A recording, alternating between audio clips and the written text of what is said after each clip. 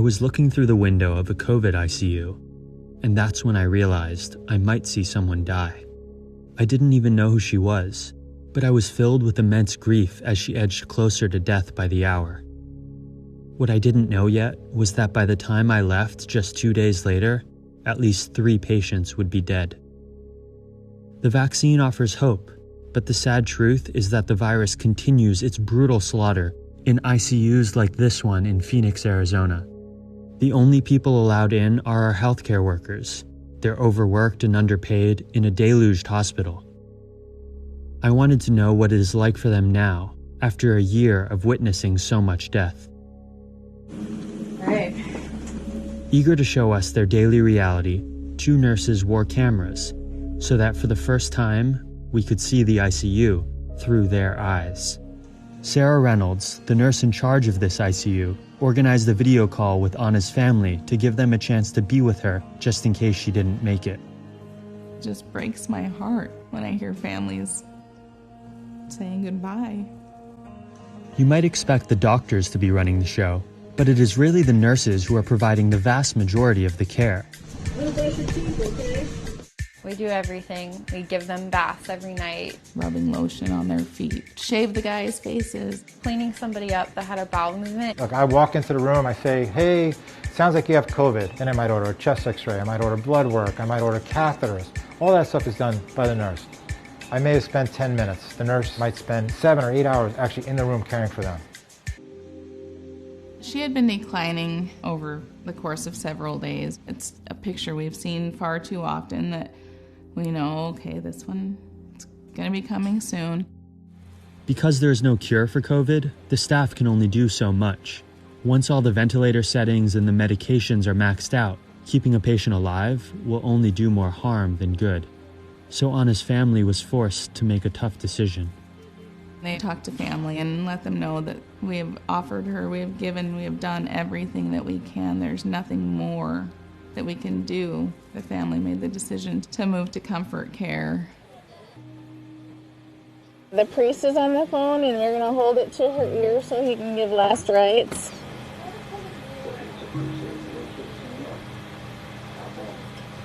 Amen. Tenemos ya todos en la llamada. Okay. Okay. And we will be here with her. We'll hold her hand for you guys, okay? If I'm there while someone's passing, I always hold their hand. I don't want somebody to die alone. That's something that brings me peace. Whenever you're ready. Just turn the vent off. Yeah. Gracias, mamita. Gracias por toda la vida que nos dedicaste. Te amo. Te quiero, madre.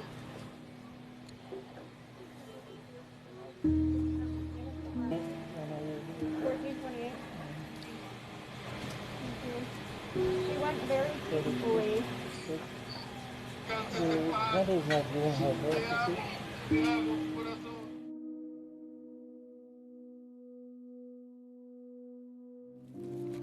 I'd never before seen someone die, and even though I didn't know these people, witnessing their deaths left me sleepless, exhausted, and depressed.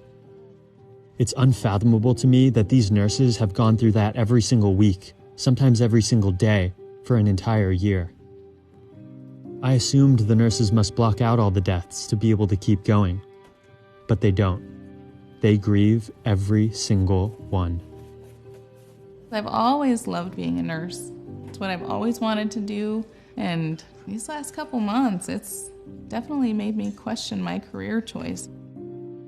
And what makes their situation so tragic is that many of these nurses hide their trauma, leaving them feeling isolated and alone. We're the only ones that know what we're going through. I don't really want to tell my family about everything because I don't want them to feel the same emotions that I feel. I don't want them to know that I carry that burden when that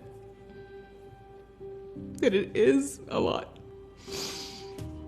I'm mom, I'm strong, I can do anything, and I don't want them to see that. Leadership in the pandemic hasn't come from elected officials or spiritual guides, but from a group that is underpaid, overworked, and considered secondary even in their own workplaces. As so many others have dropped the ball, nurses have worked tirelessly out of the spotlight to save lives, often showing more concern for their patients than for themselves. I worry their trauma will persist long after we re-emerge from hibernation. COVID's legacy will include a mass PTSD on a scale not felt since World War II. This burden should not be ignored.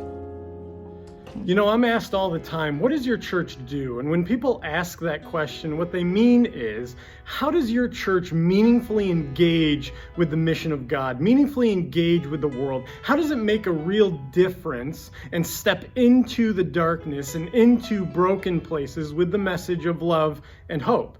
And I'll be the first to admit that we don't often do that well. But that is God's call for the church. Our vision statement here at PCC is to become a church with a reputation throughout Pittsford, the surrounding communities, and around the world for consistently reaching spiritually needy people for Christ, constantly growing deeper in our spiritual intimacy with God, and corporately elevating the name of Jesus Christ. When the new vision team stepped into leadership this past January, they were tasked with a single objective: to discern where God is calling us to be the church and to move us there. Since January, we have been meeting together weekly, and we have been praying that the Lord will give us direction, and we believe that He has. So you see, the truth is the pandemic has hurt many people. Even as we come out the other side of it, there is much destruction which has been left in its wake. Many within our own church community have suffered loss because of it. And we have an opportunity to step into some of that brokenness with God's message of love and hope.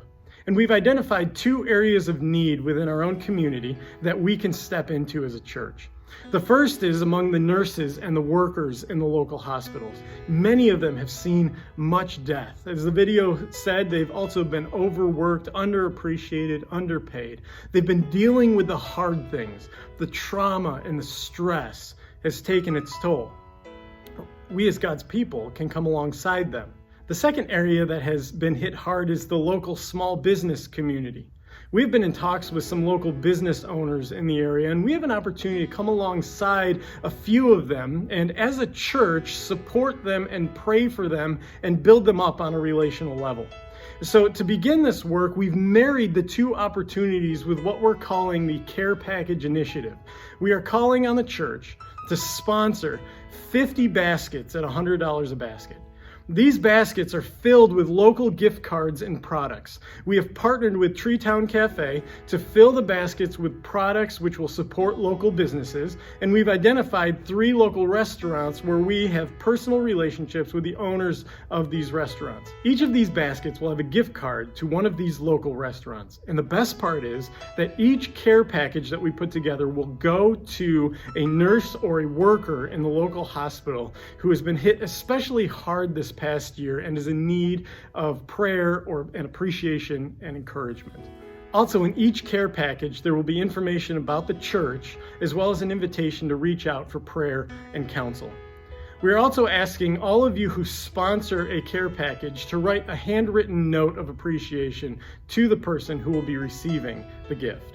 We are trusting the Lord for 50 care packages, and we are expectant that the Lord will increase this effort to the glory of His name. Will you, your family, your small group be a part of blessing our community by sponsoring a care package, or 2, or 10? And don't miss it, on April 18th during our Sunday morning services, we will be dedicating these packages. We will be praying over them as a church body before we send them out.